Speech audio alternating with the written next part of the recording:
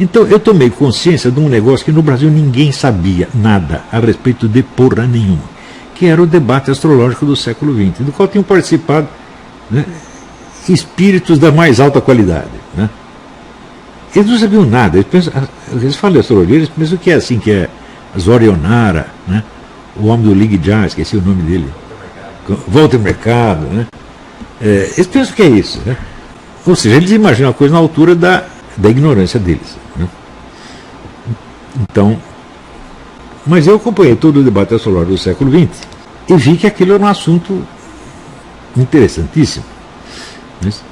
Quer dizer, a prática da astrologia é uma coisa que tem mais confusão do que outra coisa. Cada astrólogo diz uma coisa diferente, eles não se entendem, tá certo? E eles falam muito mais do que eles realmente sabem. Mas o assunto em si era muito interessante. E eu me fiz a seguinte pergunta. Evidentemente, havia polêmicas em torno da astrologia, se aquilo era uma ciência, uma pseudociência. Havia, evidentemente, teses dos dois lados. Mas eu vi que todas essas teses estavam erradas.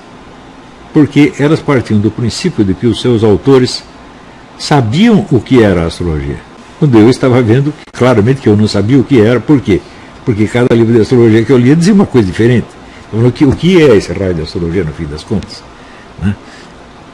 E quando você pergunta se a astrologia é uma ciência, de qual astrologia está falando? Né? Então eu vi que nenhuma das correntes astrológicas que existia podia ser testada cientificamente. Não atendia aos requisitos para ser testada cientificamente. Portanto, a pretensão de julgá-la cientificamente para aprová-la ou rejeitá-la era tudo furado. Era uma questão de simpatia. Se você gostasse, você dizia que era científico, se não gostasse, você dizia que não era.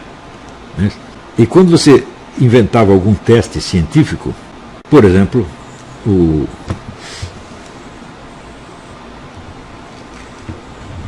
o chefe do Observatório de Paris, Dr. Paul Frasnel, Paul Kuderk, perdão. Paul Frasnel é um astrólogo. O Paul Kuderk quis tirar a limpa a questão da astrologia, então contratou um estatístico chamado Michel Gauquelin para averiguar se era possível fazer uma comprovação estatística de alguma tese astrológica, alguma interpretação de mapa. Então, o Gauquelin viu que havia uma tradicional associação entre determinados planetas e determinadas profissões. Eles chamam isso de regências, por exemplo. Júpiter rege tal qual profissão, Saturno rege tal qual. Então, ali havia uma coisa que era mais ou menos uniforme entre os astrólogos. As regências planetárias das várias profissões. Havia um pouco de unidade nisso aí. Ele disse, talvez eu possa testar isso aí. Para isso eu preciso o quê? Juntar um monte de horóscopos e ver se os planetas em destaque, né, nos seus horóscopos de nascimento correspondem às suas escolhas profissionais. Então, os pontos de destaque são os 4 ângulos, né? Em cima, embaixo, leste e oeste. Né? Então, meio do céu, fundo do céu, ascendente e descendente. Então, os planetas que estão colocados nessas posições são considerados regentes do tema, regente do horóscopo do sujeito. Né? Isso é uma coisa que vem desde muito antigo. Né? Por que os astrólogos escolheram isso? Não dá para saber. Né? Havia astrólogos que diziam que foi por observação estatística. Não foi. Ninguém sabe de onde que eles tiraram isso. Então, o Gauquelin juntou 5.000 horóscopos de 3 grupos profissionais. Professores, cientistas físicos e militares. Então, professores seriam teoricamente regidos por Júpiter. Professores e atores, pessoas que vivem de falar em público, né? Os médicos seriam regidos por Saturno e militares por Marte. E, para grande espanto dele, ele viu que os planetas astrologicamente associados a essas profissões, nos mapas dessas pessoas, estavam predominantemente nos ângulos, portanto, nos regentes dos temas. Numa proporção que diz, para isso ser explicado por mera coincidência, a proporção é de 1 para 8 milhões. Comparando com os mapas de outras pessoas. Levou o resultado para o Dr. Paul Kuderk, o qual ficou puto. Disse, não pode ser, porque ele queria desmoralizar os astrólogos. Ele pegou e mandou o cara fazer outra pesquisa com 50 mil mapas. E deu o mesmo resultado. Depois fizeram outro com 500 mil mapas e deu o mesmo resultado. Todo mundo se falou mais disso. Esquece. Né? O negócio, então, peraí. Isso aí merece um exame. Ou não merece? Ah, mas daí os caras vão te chamar de astrólogo, vão gozar da sua cara. Eu não dependo disso profissionalmente. Aliás, como eu era apenas um jornalista profissional, ser astrólogo no meio jornalístico até me dava um pouco de fome. Né? Daí também aconteceu de a revista Veja decidir me testar. E daí, então, se a gente der um mapa para você, sem você saber quem é o cara, né, você consegue nos dizer algo sobre ele? Eu falei, consigo, claro, isso é o óbvio, isso é o banal na astrologia. Dá para falar pouca coisa, mas essa pouca coisa é certa. Eu só exijo uma coisa, você tem que trazer um mapa de uma pessoa que exista realmente. E você vai ter que me dizer o sexo da pessoa, porque o sexo não aparece no mapa. E se você inventar um mapa qualquer, bom, então você não vai ter meio de conferir se o que eu falei é verdade ou não. Então me traz aí um mapa. E eu disse o seguinte, olha, esse camarada aqui, ele é um escritor, um jornalista, ele é um sujeito esquerdista, provavelmente foi exilado, e muito provavelmente ele é homossexual. Sabe quem era? Fernando Gabeira. Então, como é que você vai dizer, Olavo é um charlatão? Eu falei, charlatão é uma pinóia. Eu mostrei que é algo que dá para saber. Agora, os astrólogos pegam o mapa e falam durante 5 horas para você. Um monte de coisa que eles não sabem. Eu falei, só o que dá para conferir são aqueles dados que o Goklan pegou. E mais uma coisinha, pouca coisa. Mas o fato de você encontrar esta correspondência entre as posições planetárias na hora do nascimento e a vida real do cara já é um negócio assombroso, que mereceria mais estudos, tá certo? Porém, daí me surge o problema. As várias astrologias que existem, elas são suscetíveis de teste científico? Não são. Você só pode testar cientificamente esse pouquinho de coisa que o Goklan testou. Então, como é que você vai descobrir se a astrologia é uma ciência ou é um charlatanismo? Se existem milhões de astrologias diferentes, cada um diz uma coisa. Fala, não dá. Então é preciso, primeiro, formular uma astrologia unificada, cujas definições sirvam para todas as diferentes astrologias. Então você vai ter que pegar uma espécie de mínimo múltiplo comum de todas as astrologias. Como é que se faz isso? Método fenomenológico. Redução aos traços essenciais. Então eu comecei a fazer isso. Então, é claro, eu excluía todas as aplicações astrológicas, as aplicações de tipo meteorológico, ou de astrologia política, mundial, guerras e tal. Excluí tudo isso. Falei, não, vou concentrar só num ponto que seja mais parecido com o negócio do Goklan. Então, estudo do caráter, da personalidade. Né?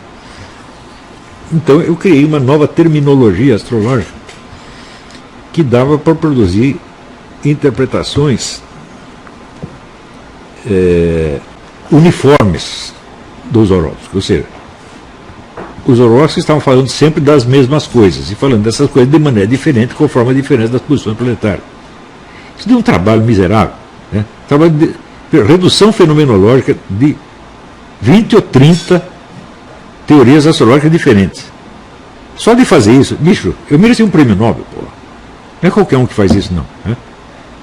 Então, de todos os trabalhos feitos para discutir a astrologia, o único trabalho verdadeiramente sério foi o meu. O do Goklan também, claro, reconheço. Então, os passos nessa discussão foram o Goklan e depois eu. O resto não tem mais nada. Né? Claro, tem teorias extraordinariamente complicadas, né? Muito elegantes, mas elas não são testáveis, não obedecem à condição científica do Popper, que é a falseabilidade. E a minha obedece, do Goklan também. Nunca publiquei isso aí. Se tivesse publicado, seria um rolo no mundo astrológico do mundo inteiro. Só que quando eu, pela primeira vez, consegui dar um curso contando essa experiência e dando os seus resultados, eu já tinha largado a profissão de astrologia fazia um tempão, mais de 10 anos. Eu falei, olha, eu vou dar um curso aqui para dizer, acertei minhas contas com a astrologia, daqui para dentro não dá para eu prosseguir esse estudo, porque precisaria apelar para elementos estatísticos, precisaria um monte de pesquisador trabalhando, eu criei o arcabouço teórico da coisa, mas eu não posso eu mesmo realizar a pesquisa. E dei o curso. E claro que enquanto isso tomei consciência de várias outras teorias a respeito da astrologia, mas eram muito, muito interessantes. Do antropólogo francês, chama Jacques Albron. O Albron esteve no Brasil, deu um curso, e ele tinha a teoria de que os astros por si mesmos não influenciam em nada, mas o conjunto de ritos e mágicas que os seres humanos criam e associam às posições planetárias, criam então efeitos historicamente recorrentes. Ele dá para conferir isso? Nunca na sua vida. É possível provar isso? Nunca, não dá. Os elementos são variados demais. Então, é uma teoria interessante, mas não dá para...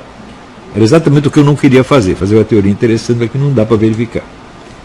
Então, essa teoria que eu criei, quer dizer, não é teoria, é uma hipótese, né? Chamei de astrocaracterologia, o nome é horrível, mas coloquei vários alunos meus para fazer determinadas pesquisas para ver se funcionava ou não. E até certo ponto eu acho que funcionou. Mas eu parei essa investigação, não dá para continuar. Tá certo? Os cursos que eu dei formavam um tratado de astrocaracterologia em 5 volumes. Né? Mas só estava tudo gravado. E tem transcrições. Né? Tem transcrições, mas evidentemente era o estilo oral, muito vagabundo. Eu deixei tudo com uma aluna minha, chama Lúcia de Fátima Junqueira, excelente pessoa maravilhosa, incrivelmente inteligente e é uma pessoa de muito boa vontade.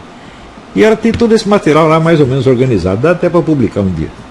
Mas você imagina o que os Verdevaldos e Júlio Somzeres sabem disso? Não sabem nada. Né? Eu vou discutir isso com eles, mas é claro que não. Tá certo? Quando o cara fala astrólogo com áreas assim, muita superioridade, né? Eu não sei se eu rio ou se choro, mas é um sinal de estupidez brasileira, estupidez assim, de um nível indescritível. Né? Muito bem, então aí eu estava, e no curso desse estudo sobre astrologia, depois de eu ter largado a profissão, eu adotei a profissão de astrólogo só por um motivo, falei, como é que eu vou estudar esse assunto o tempo todo se eu não tiver tempo integral cuidando disso? Não dá. E foi por isso que eu fui trabalhar com astrologia, falei, não tem outro motivo. Tá certo? E eu parei quando eu percebi que as técnicas usadas pelos astrólogos para interpretar a mapa eram totalmente insuficientes. Então eu senti, não, isso aqui, o que eu estou fazendo aqui não é sério. Né? Parece sério, mas não é. Então vamos parar. Né? Também não pode dizer, não, astrologia é charlatanismo. Isso também é charlatanismo. Se dizer isso também é charlatanismo, porque, a não ser que você tenha estudado o assunto. Não é isso? Então, durante o período que eu estudei astrologia, durante esse período e depois, vários aspectos do simbolismo astrológico foram me chamando a atenção. O primeiro deles foi a universalidade de certos símbolos astrológicos. Isso. E também, não só de símbolos astrológicos, mas símbolos animais, vegetais, minerais, etc, etc, etc. Então, o mapeamento que eu fiz para o Dr. Miller era assim, era milhões e milhões de símbolos associados de algum modo e representando as mesmas coisas. Falando, mas como é possível isso aqui? Por transmissão cultural não pode ter sido. Porque culturas que não tiveram nenhum contato entre si têm os mesmos símbolos significando mais ou menos as mesmas coisas. Não é isso? Então, pode ser que algo da estrutura simbólica do universo algumas civilizações tenham percebido claramente.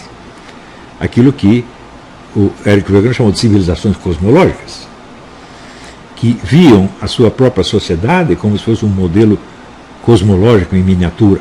Através desse modelo cosmológico, eles viam coincidências entre o curso das coisas terrestres e o curso das coisas celestes. E viam isso com alguma exatidão. Foi quando me caiu nas mãos um livro de um sujeito que fazia análises de mercado para uma prestigiosa revista americana. E ele, assim, ele era conhecido por ele ter acertado durante 30 anos suas análises de mercado. Depois disso ele escreveu um livro contando o método dele. O método era astrológico. Também apareceu outro cara que fazia previsão do tempo para a rádio RKO. Também ele usava método astrológico. Eu falei, pera. Esse negócio está mais complicado do que eu poderia imaginar. Então, por um lado, a prática astrológica, a prática dos astrólogos, não me parece confiável de maneira alguma, porque eles falam demais, eles falam muito mais coisa do que eles sabem. Não é isso? Mas alguma coisinha ali tem. Então, é claro que eu não vou conseguir resolver este problema. Mas isto vai me inspirar para eu estudar outras coisas sobre outros pontos de vista e, sobretudo, aprofundar essa questão do simbolismo.